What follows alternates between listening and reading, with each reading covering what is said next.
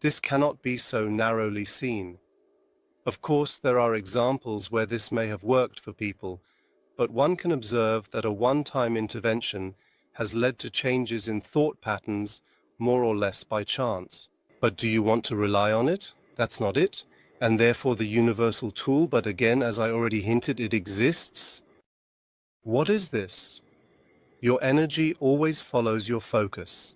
Meaning, if you notice that your focus is on something that is not good for you, then you should change your focus for as long as it takes.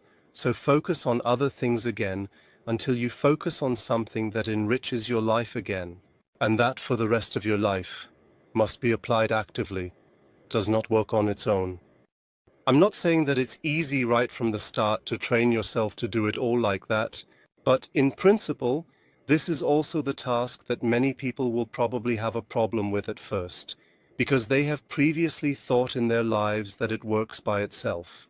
Life works to some extent on its own, but a happy life will not work on its own.